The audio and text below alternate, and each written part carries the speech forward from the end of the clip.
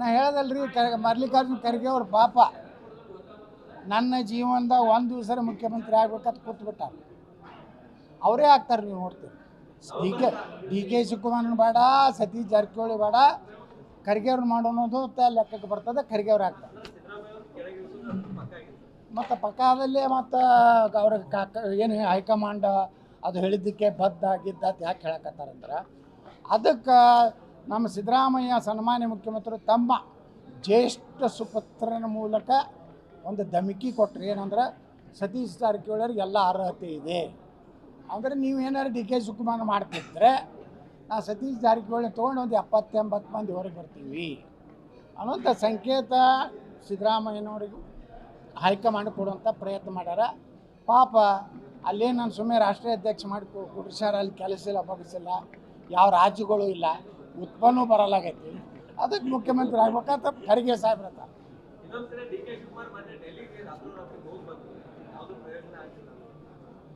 ಆಗೋದಿಲ್ಲ ರೀ. ನೋಡ್ರಿ, ಹೈಕಮಾಂಡದಾಗ ರಾಷ್ಟ್ರೀಯ ಅಧ್ಯಕ್ಷರ ಮುಖ್ಯಮಂತ್ರಿ ಆಗ್ಬೇಕಂತ ಕೂತಾಗ ಯಾವ ಡಿ ಕೆ ಶಿವಕುಮಾರ್ ಕೇಳ್ತಾರೆ, ಯಾವ ಸತೀಶ್ ಜಾರಕಿಹೊಳಿ ಕೇಳ್ತಾರೆ.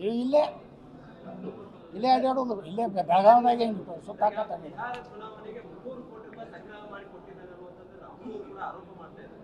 ಯಾರೀ ಆರೋಪ ಮಾಡಿದಾರೆ? ಯಾರು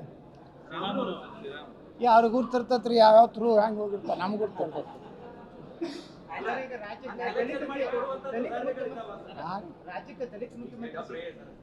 ನಮ್ದೇನು ವಿರೋಧ ಇಲ್ಲರಿ. ದಲಿತ ಮುಖ್ಯಮಂತ್ರಿ ಆಗೋದು ನಮ್ದು ವಿರೋಧ ಇಲ್ಲ. ನಾವ್ಯಾರು ವಿರೋಧ ಪಕ್ಷದವರು. ಅದರ ವಿರೋಧ ಪಕ್ಷದಾಗ ವಿರೋಧ ಪಕ್ಷ ನಾನು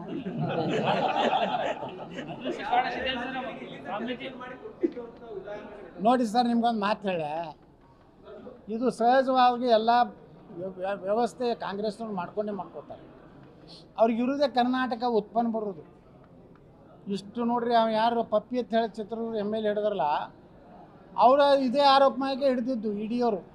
500 ಕೋಟಿ ರೂಪಾಯಿ ನಾನು ಹೈಕಮಾಂಡ್ ಕೊಡ್ತೀನಿ, ನಾನು ಮಂತ್ರಿ ಮಾಡಿರತ್ತ ಹೇಳ್ಯಾರತ್ತ ಅನ್ನೋಂಥ ಸುದ್ದಿ ಮೇಲೇ ರೇಡ್ ಹಾಕಿದ್ರು. ಎಷ್ಟು ಹಣ ಸಿಕ್ತು ನಿಮ್ಗೆ ಗೊತ್ತದ.